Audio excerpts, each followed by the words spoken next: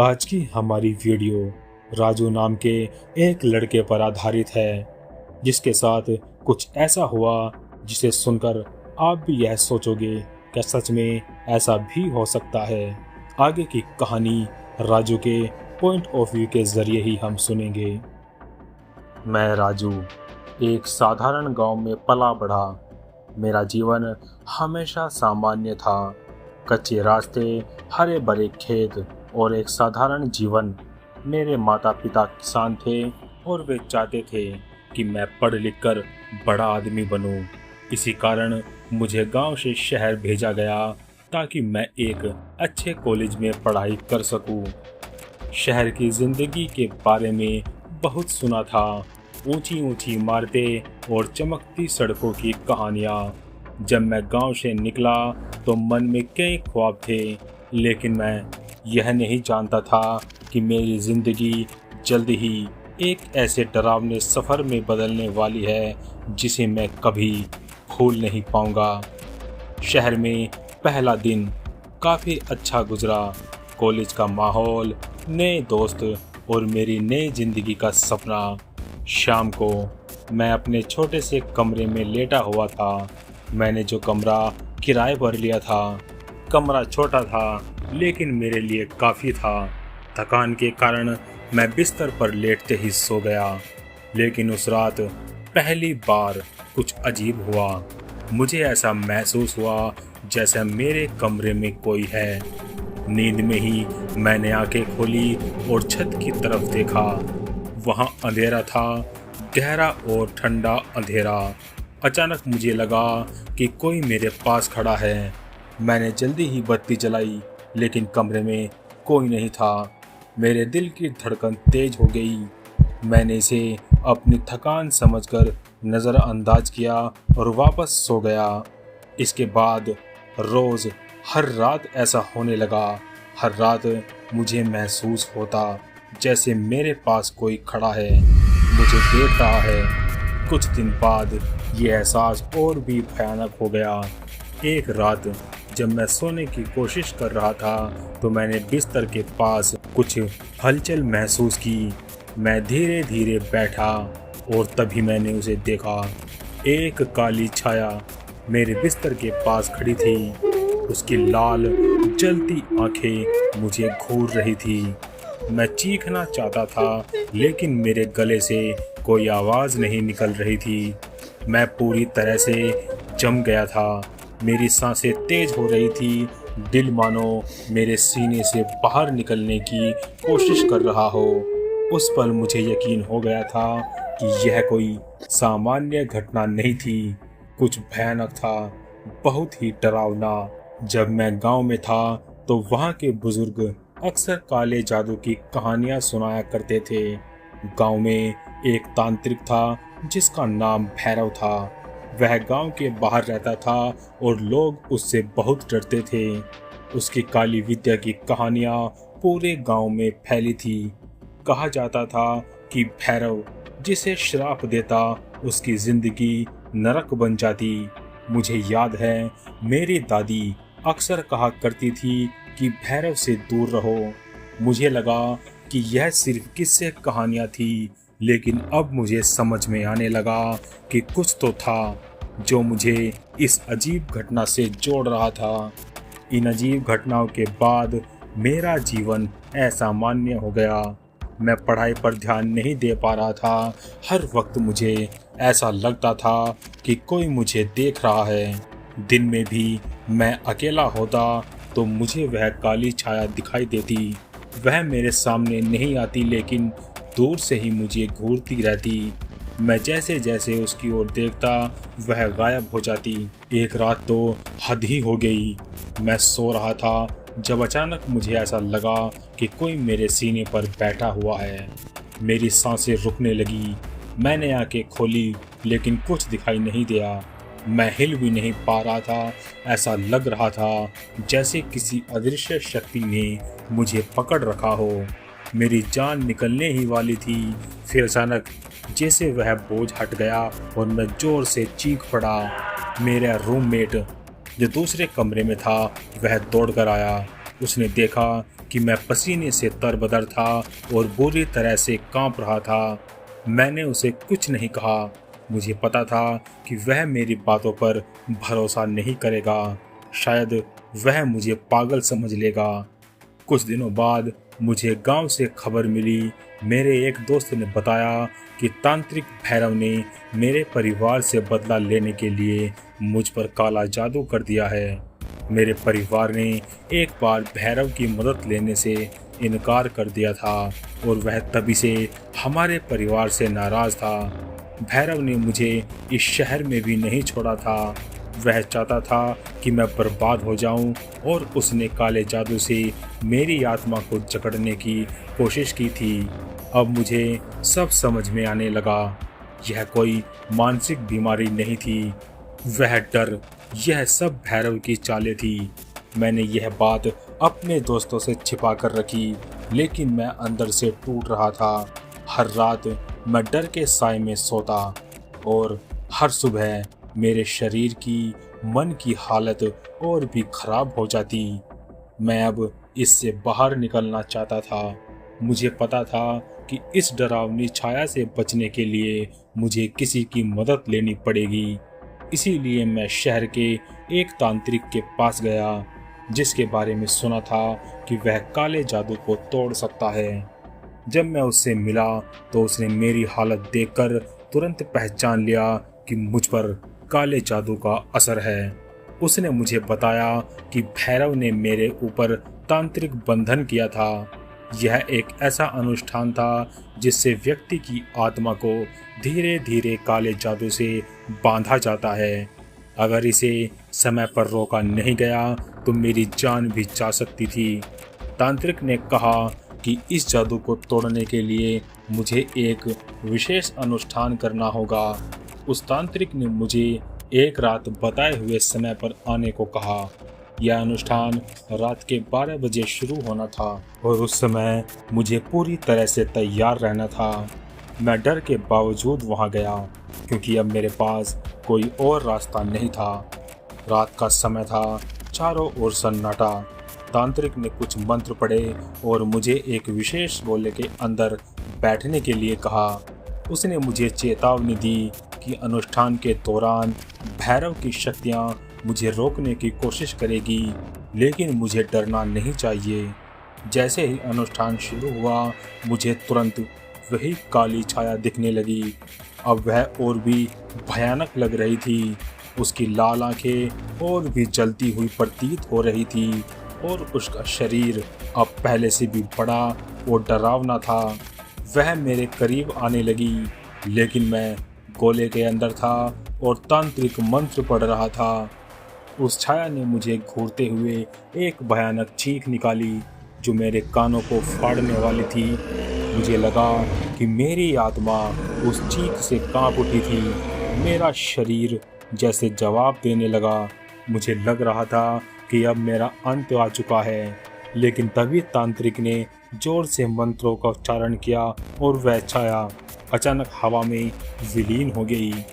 उस रात के बाद मैं महसूस कर सकता था कि वह डरावनी छाया अब मेरे पीछे नहीं थी। तांत्रिक ने मुझे बताया कि भैरव की काली शक्तियों का प्रभाव अब खत्म हो चुका है, लेकिन उसने यह भी चेतावनी दी कि भैरव अब भी मुझे और मेरे परिवार को नुकसान पहुंचाने की कोशिश कर सकता है। मैं गांव वापस लौट आया। वहां के लोगों ने मुझे देखकर राहत महसूस की, लेकिन मैं जानता था कि यह कहानी खत्म नहीं हुई थी। भैरव जैसे तांत्रिक कभी हार नहीं मानते। अब भी कभी कभी रात में जब मैं अकेला होता हूँ तो मुझे लगता है कि मुझे कोई देख रहा है। मुझे वह काली छाया याद आती है। शायद वह पूरी तरह से मुझसे दूर नहीं गई। गांव लौटने के बाद मेरी जिंदगी कुछ समय के लिए सामान्य हो गई थी। तांत्रिक के अनुष्ठान ने मुझे बचा लिया था और मैं अपने आप को पहले से अधिक सुरक्षित महसूस कर रहा था, लेकिन भीतर कहीं एक अनजाना सा डर अब भी था। वह काली छाया, भैरव का क्रोध और काले जादू की काली शक्तियां, इन सब की यादें कभी कभी मुझे रातों को बेचैन कर देती थी। लेकिन मैंने यह सोचकर खुद को दिलासा दिया कि सब खत्म हो चुका है। मैंने गांव में कुछ दिन बिताए और फिर शहर लौट आया, क्योंकि पढ़ाई और भविष्य की जिम्मेदारियां मेरा इंतज़ार कर रही थी। लेकिन मैं यह नहीं जानता था, असली डर अभी बाकी था।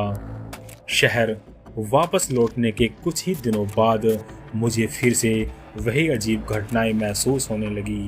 पहले तो मुझे लगा कि यह सब मेरे दिमाग का खेल था, लेकिन धीरे धीरे यह साफ हो गया कि बहुत कुछ गलत हो रहा है।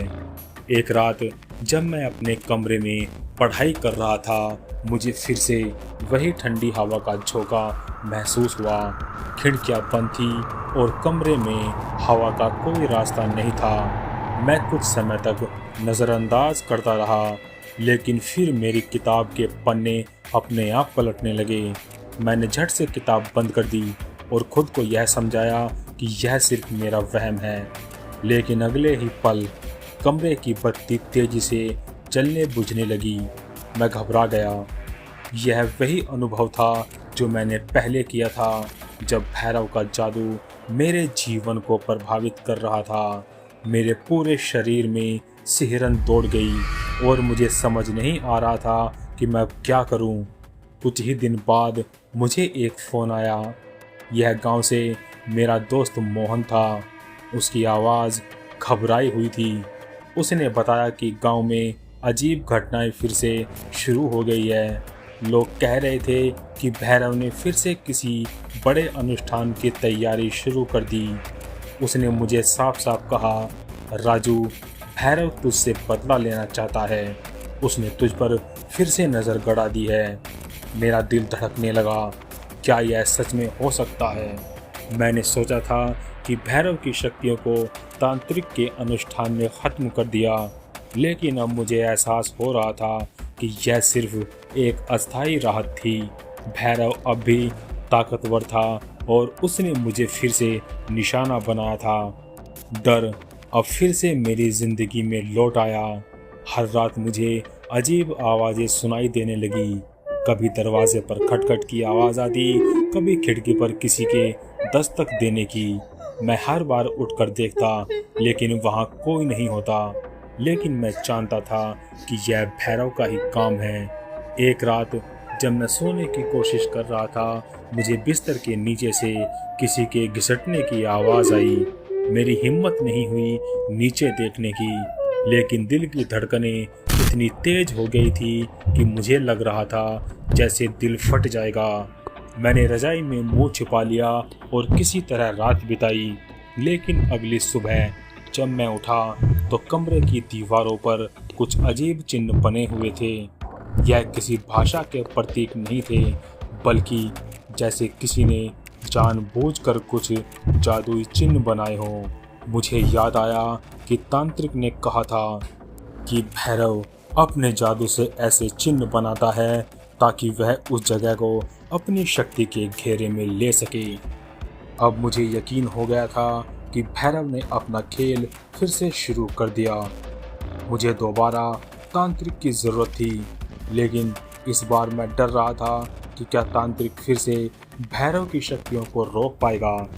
मैंने तांत्रिक से मिलने का फैसला किया, लेकिन उससे पहले मुझे कुछ और अजीब घटनाओं का सामना करना पड़ा। जब मैं सो रहा था, मुझे लगा कि किसी ने मुझे खींचकर बिस्तर से नीचे गिरा दिया। मेरी आंखें खुली और मैंने देखा कि कमरे में अंधेरा और गहरा हो गया था। उस अंधेरे में मुझे फिर वही लाल आंखें दिखाई दी। वह काली छाया वापस आ गई थी और वह इस बार और भी ज़्यादा भयानक थी। उसकी आंखें और भी तेज चमक रही थी और उसके शरीर से काला धुआं निकल रहा था। मैंने चीखने की कोशिश की, लेकिन मेरी आवाज़ गले में ही अटक गई। छाया धीरे धीरे मेरे कमरे पर वापस आ रही थी। मेरी सांसें तेज हो रही थी। उस पल मुझे लगा कि मेरी ज़िंदगी अब ख़त्म हो चुकी है। मैंने हनुमान चालीसा पढ़नी शुरू कर दी और तभी वह छाया अचानक से कहीं गायब हो गई। अगले ही दिन मैंने तुरंत तांत्रिक के पास जाने का फैसला किया। जब मैं उसके पास पहुंचा तो उसने मेरी हालत देखकर अंदाज़ा लगा लिया कि कुछ बहुत ही ज़्यादा गंभीर हो चुका है। उसने बताया कि भैरव अब और भी ताकतवर हो चुका है। वह सिर्फ मेरे शरीर पर नहीं बल्कि मेरी आत्मा पर भी कब्जा करने की कोशिश कर रहा है। तांत्रिक ने बताया कि भैरव ने इस बार एक बहुत ही घातक अनुष्ठान शुरू किया है जिसे आत्मा बंधन कहा जाता है। इस अनुष्ठान में वह मेरी आत्मा को अपने कब्जे में लेकर उसे अपने काले जादू के लिए इस्तेमाल करना चाहता है। अगर यह अनुष्ठान पूरा हो गया तो मैं कभी भी सामान्य जिंदगी नहीं जी पाऊंगा। मैं एक जिंदा लाश बनकर रह जाऊंगा जिसकी आत्मा भैरव के कब्जे में होगी। यह सुनकर मेरी रीढ़ की हड्डी में सिहरन दौड़ गई। तांत्रिक ने कहा कि अब समय बहुत कम बचा है। अगर मुझे बचना है तो एक अंतिम अनुष्ठान करना होगा और वह भी बहुत ही जल्दी। तांत्रिक ने मुझे बताया कि यह अनुष्ठान बहुत खतरनाक होगा। इसमें मेरी हिम्मत और धैर्य की परीक्षा होगी। भैरव की शक्तियाँ इसे रोकने की पूरी कोशिश करेगी, लेकिन अगर मैंने हिम्मत नहीं दिखाई तो मेरी जिंदगी हमेशा के लिए खत्म हो जाएगी। रात का समय था और तांत्रिक के बताए स्थान पर मैं पहुंचा। यह जगह गांव के पास एक पुराना वीरान मंदिर था। तांत्रिक ने वहां एक विशेष मंडल बनाया और मुझे उसके बीच में बैठने को कहा।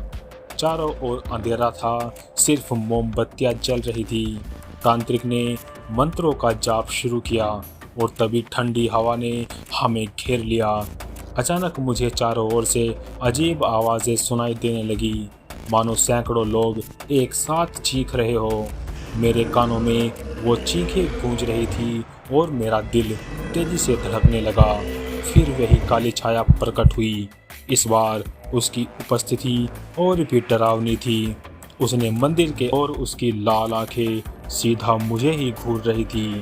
तांत्रिक ने मुझे शांत रहने को कहा, लेकिन मेरी हालत बिगड़ रही थी। मेरे चारों ओर हवा की तेज लहरें चलने लगी और ऐसा लगा कि पूरा मंदिर हिलने लगा है।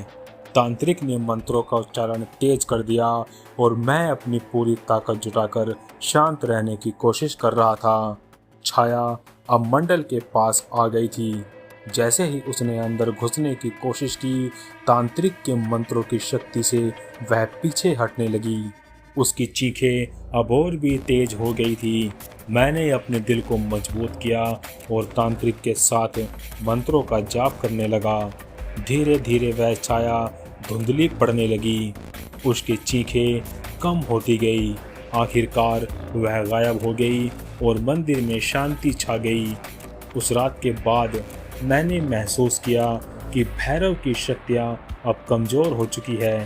तांत्रिक ने कहा कि भैरव का अनुष्ठान अब पूरी तरह से नष्ट हो चुका है और उसकी शक्तियाँ मुझे अब नुकसान नहीं पहुँचा सकेगी।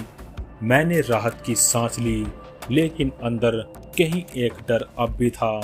क्या यह वाकई ख़त्म हो चुका है या फिर यह सिर्फ एक अस्थायी राहत है? वक्त के साथ मैं फिर से अपनी पढ़ाई पर ध्यान देने लगा और अपनी ज़िंदगी को सामान्य बनाने की कोशिश करने लगा। लेकिन अब भी जब रात गहराती है और जब अंधेरा चारों ओर फैल जाता है तो मुझे लगता है कि कहीं ना कहीं कोई छाया अब भी मेरा इंतज़ार कर रही है।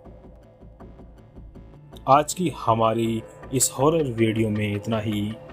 अगर आपको हमारी ये कहानी अच्छी लगी तो लाइक करें, शेयर करें और जाते जाते हमारे चैनल को सब्सक्राइब करें। मिलते हैं नेक्स्ट वीडियो में, तब तक के लिए बाय एंड बी हॉन्टिंग।